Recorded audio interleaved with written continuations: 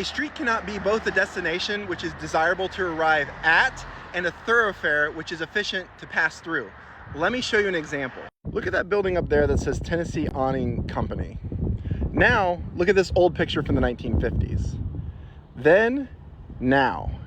This is Macaulay Avenue, and that is sort of a town center for Macaulay Avenue. What used to be known as a streetcar suburb, these stores served nearby neighbors. Now in America, we don't typically think of a street as being a destination, but if you look at the most profitable parts of your town, namely the downtown, it is itself a destination. In America in the late 1940s and early 1950s, we started to experiment with how to solve the problem of traffic. And really, this is an experiment we haven't let go of even today, because our solution was to make the roads as wide as possible in towns, which is what they did to Macaulay Avenue. It became a 4-lane thoroughfare going in one direction. Now, instinctively, you understand this concept. Like, imagine if nearby neighbors decided that Costco was too much of a hassle to go around, so they had a highway put right through it. What do you think that would do to Costco? Or if your city council voted to put an overpass right over your suburb, or an interstate through your nearby park? You intuitively know this isn't right because those are destinations.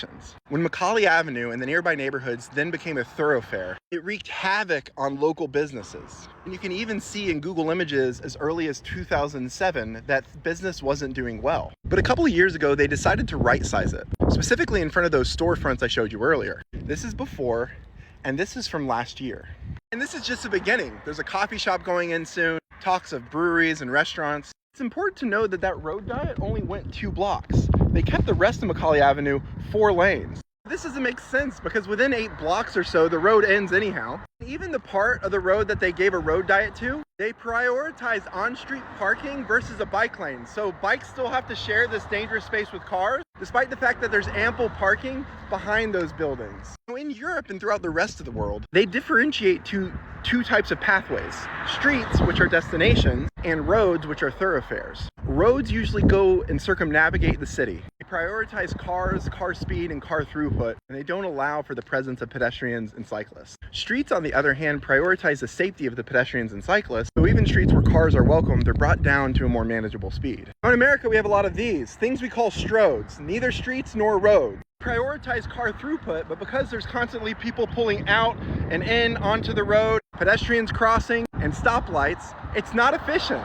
But it's also the most dangerous type of street that exists. That priority of the street should be the people who live in that community, not the people passing through it. Now, Chattanooga, among other cities, are getting this, and road diets are becoming more and more common. But sadly, a lot of them are hack jobs, doing 1 to 2 blocks at a time, and still prioritizing dangerous parking like street side parking. And the next road to experience this in Chattanooga is Frazier Avenue. Frazier Avenue, being a thoroughfare for so many years, did not make sense. Like, there's a building that's been hit by a car 8 times since the year 2000. And I'm beyond optimistic of the upcoming road diet and how it's going to increase pedestrian safety. But there were 2 plans that are submitted, one in which prioritizes 8 additional parking spots over a bike lane. Now this confuses me because the biggest thing people had in opposing this road diet was congestion.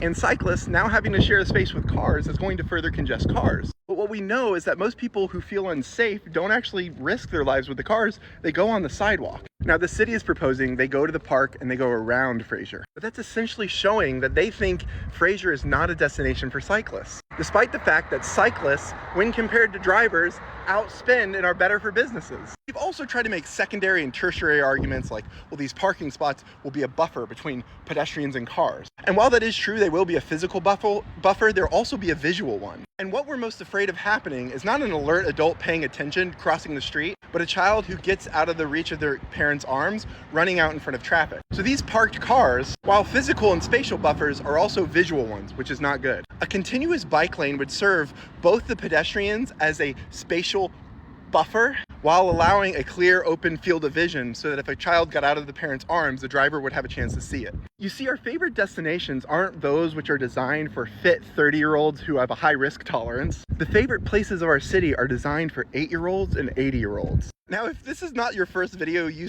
have seen of me talking about Frazier Avenue, it's because we have until March 15th to make our voices heard by filling out this survey. There are 2 options, but only one that includes a bike lane, option B. So we say B is best. But for some reason, the city has come out and show a favorableness towards option A, which doesn't make sense. Option B is more cost effective since it doesn't include a new pathway going through the park. It increases the safety of pedestrians and cyclists, reduces congestion for both pedestrians and cars, and brings in the most profitable type of customer, those who show up on a bike. Fraser Avenue is a destination, so let's give it a street worthy of that title.